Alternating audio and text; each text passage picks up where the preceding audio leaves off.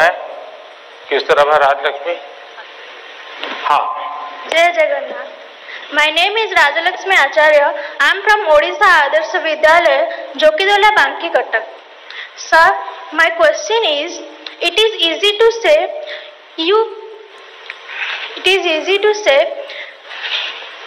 you face exam with a cool mind, but in exam hall the situation is so scary, like don't move, look straight and so on. Then how can it be so cool? Thank you, sir. धन्यवाद राजलक्ष्मी.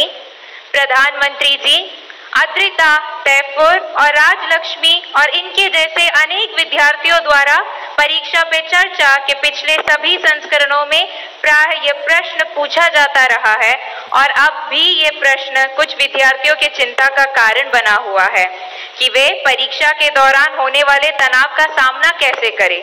कृपया इनका मार्गदर्शन कीजिए. घूम फिर करके फिर तनाव आ गया. अब ये तनाव से मुक्ति कैसे हो? अब देखिए कैसी गलती होती है. कुछ गलतियां यानी रोजमर्रा की हम थोड़ा ऑब्जर्व करें तो पता चलेगा. कुछ गलतियां पेरेंट्स का अति उत्साह कर देता है. कुछ गलतियां स्टूडेंट की अतिशय सिंसियरिटी कर देती है. मैं समझता हूं इससे बचा जाए. जैसे मैंने देखा है कि कुछ माँ बाप को लगता है कि आज एग्जाम है तो बेटे को नई पेन ला करके दो, जरा कपड़े अच्छे पहना करके भेजो. तो उसका काफी समय तो उसमें एडजस्ट होने में ही जाता है. शर्ट ठीक है कि नहीं है, यूनिफॉर्म ठीक पहना है कि नहीं पहना है. माँ बाप से मेरा आग्रह है जो पेन रोज उपयोग करता है ना वही दीजिए आप. या वहां पेन दिखाने थोड़ा जा रहा है वो. और परीक्षा के समय किसी को फुर्सत नहीं, आपका बच्चा नया पहन करके आया पुराना पहन के आया. तो ये साइकिल उनको बाहर आना चाहिए. दूसरा, कुछ ऐसी चीजें खिला करके भेजेंगे तुझे एग्जाम है ये खा के जाओ, एग्जाम है ये खा के जाओ, तो उसको और मुसीबत होती है जिसका वो कंफर्ट नहीं है. आवश्यकता से अधिक उस दिन खाना, फिर माँ कहे अरे तुम्हारा तो एग्जाम सेंटर इतना दूर है, तुम रात आते आते 7 बज जाएगा, ऐसा करो कुछ खा के जाओ. फिर कहेगी कुछ लेके जाओ.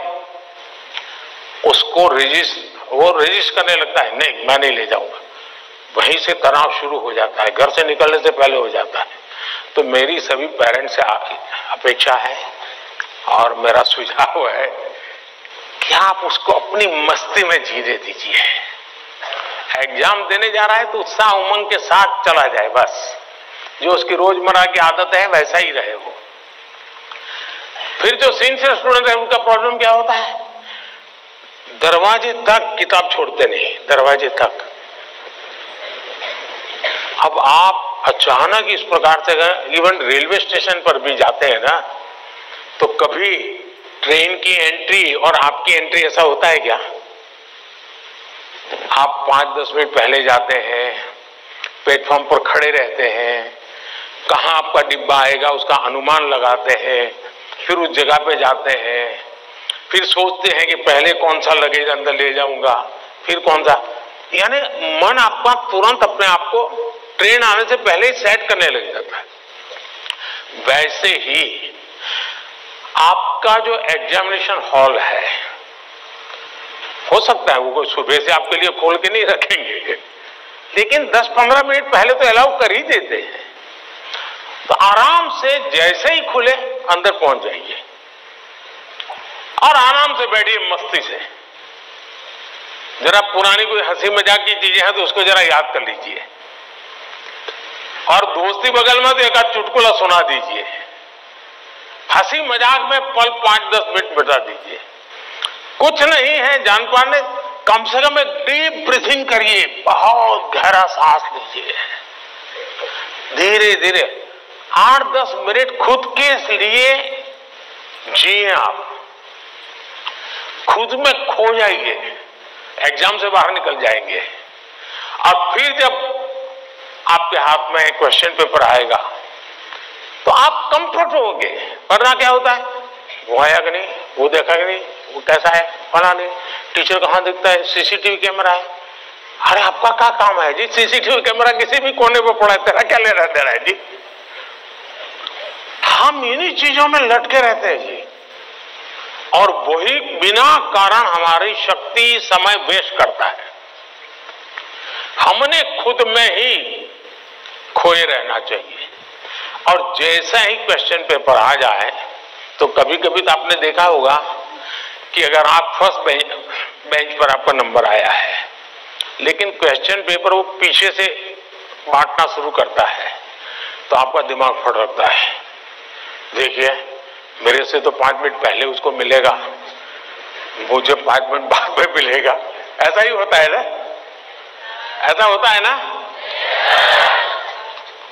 अब ऐसी चीजों में अपना दिमाग खपाओगे कि पहले क्वेश्चन पेपर मुझे मिला कि 20 नंबर के बाद मिला, तो आप अपने एनर्जी, आप परिस्थिति तो पलट नहीं सकते। टीचर ने वहां से दूर कि आप खड़े होकर नहीं कह सकते पहले मेरे से दो, ऐसा तो नहीं कर सकते। तो आपको पता है ऐसा होना, फिर ऐसे ही अपने आप को एडजस्ट कर लेना चाहिए। एक बार आप ये अगल बगल की सारी दुनिया, और हम बचपन से पढ़ते तो आए हैं, वो अर्जुन को पक्षी की आंख वाली कथा तो सुनते रहते हैं, लेकिन जीवन में आता है तो नहीं, पेड़ भी दिखता है, पत्तियां भी दिखती है, तब आपको वो पक्षी की आंख नहीं दिखती है। आप भी मन में कथाएं सुनते हैं, पढ़ते हैं, तो उसको जीवन में लाने का मौका होता है। तो पहली बात तो ये है कि इन सारी बाह्य चीजों से आप, दूसरा,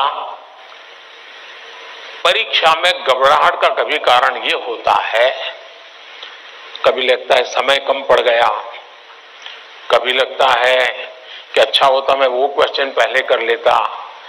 तो इसका उपाय ये है, पहले एक बार पूरा क्वेश्चन पेपर पढ़ लीजिए, फिर मन से तय कीजिए कि किस आंसर में कितना मिनट मोटा मोटा मेरा जाएगा, और उसी प्रकार से अपना समय तय कर लीजिए।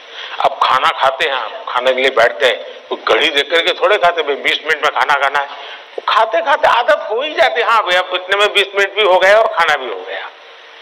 इसके लिए कोई घड़ी और कोई बेल थोड़ा बचता है कि चलो अब खाना शुरू करो, अब खाना बंद करो, ऐसा तो होता नहीं है। तो ये प्रैक्टिस है। दूसरा मैंने देखा है कि आजकल जो सबसे बड़ी समस्या है, जिसके कारण ये समस्या, आप मुझे बताइए, आप एग्जाम देने जाते हैं, मतलब आप फिजिकली क्या करते हैं? आप फिजिकली पेन हाथ में पकड़ करके लिखते हैं, यही करते हैं ना। दिमाग अपना काम करता है, लेकिन आप क्या करते हैं? लिखते हैं। आज के युग में आईपैड के कारण, कंप्यूटर के कारण, मोबाइल के कारण मेरी लिखने की आदत धीरे धीरे कम हो गई है।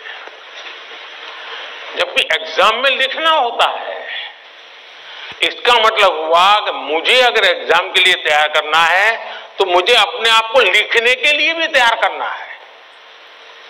आजकल बहुत कम लोग हैं जिनको लिखने की आदत है, और इसलिए डेली जितना समय आप अपने पठन पाठन में लगाते हैं स्कूल के बाद, उसका मिनिमम 50% टाइम आप खुद अपनी नोटबुक के अंदर कुछ न कुछ लिखेंगे। हो सके तो उस विषय पर लिखेंगे, और 3 बार 4 बार खुद का लिखा हुआ पढ़ेंगे और खुद का लिखा हुआ करेक्ट करेंगे। तो आपका जो इंप्रूवमेंट होगा किसी की मदद बिना इतना बढ़िया हो जाएगा कि आपको बाद में लिखने की आदत हो जाएगी। तो कितने पेज पे लिखना, इतना लिखने में कितना समय जाता है, ये आपकी मास्टरी हो जाएगी। कभी कभी मन से विषय आपको लगता है ये तो मुझे आता है। जैसे आप मान लीजिए कोई बड़ा प्रसिद्ध कोई गाना सुन रहे हैं, गाना बज रहा है, तो आपको लगता है ये गाना तो मुझे आता है क्योंकि आपने बहुत बार सुना है। लेकिन एक बार गाना बंद करके जरा कागज पे लिखो ना, वो गाना आता है क्या, तो पता चलेगा नहीं यार, सुनते समय जो मेरा कॉन्फिडेंस था, मुझे अच्छा लगता था और आता था, हकीकत में मुझे आता नहीं था, मुझे वहां से प्रॉम्प्टिंग होती थी, इसलिए मुझे वो लाइन याद आ जाती थी। और उसमें भी परफेक्ट शब्द के संबंध में जब बात आएगी तो मैं पीछे रह जाऊंगा। मेरी आज की पीढ़ी के साथियों से बहुत मेरा आग्रह है कि कृपा करके आपकी एग्जाम में एक बड़ी चैलेंज होती है लिखना। कितना याद रहा, सही रहा, गलत रहा, सही लिखते हैं, गलत लिखते, वो तो बात का विषय है। आप अपना ध्यान प्रैक्टिस में इस पर कीजिए। अगर ऐसी कुछ चीजों पर अगर आप ध्यान केंद्रित करेंगे, मुझे पक्का विश्वास है कि एग्जाम हॉल में बैठने के बाद जो अनकंफर्ट या प्रेशर फील करते हैं वो आपको लगेगा ही नहीं, क्योंकि आप आदी हैं। अगर आपको तैरना आता है तो पानी में जाने से डर नहीं लगता है आपको, क्योंकि आप तैरना जानते हैं। आपने किताबों में तैरना ऐसे होता है और आप सोचते हैं हाँ मैं तो पढ़ा था भाई, हाथ पहले ऐसे करते, फिर दूसरा हाथ, फिर तीसरा हाथ, फिर चौथा हाथ, तो फिर आपको लगता है हाँ पहले हाथ पैर पैर दिमाग से खप कर लिया, अंदर जाते ही फिर मुसीबत शुरू हो जाती है। लेकिन जिसने पानी में ही प्रैक्टिस शुरू कर दी, उसको कितना ही गहरा पानी क्यों हो, उसको भरोसा होता है मैं पार कर जाऊंगा। और इसलिए प्रैक्टिस बहुत आवश्यक है, लिखने की प्रैक्टिस बहुत आवश्यक है। और लिखना जितना होगा शार्पनेस ज्यादा आएगी, आपके विचारों में भी शार्पनेस आएगी। और अपनी लिखी हुई चीज को 3 बार 4 बार पढ़ के खुद करेक्ट कीजिए। जितना ज्यादा खुद करेक्ट करोगे, आपकी उस पर ग्रिप बहुत ज्यादा आएगी, तो आपको अंदर बैठ करके कोई प्रॉब्लम नहीं होगा। दूसरा, अगल बगल में वो बड़ी स्पीड से लिख रहा है, मैं तो तीसरे क्वेश्चन पे अड़ा हुआ हूं, वो तो 7वें पर चला गया। दिमाग इसमें मत खपाइए बाबा, वो 7 में पहुंचे 9 में पहुंचे, करे न करे, वो पता नहीं वो सिनेमा की स्टोरी लिखता होगा।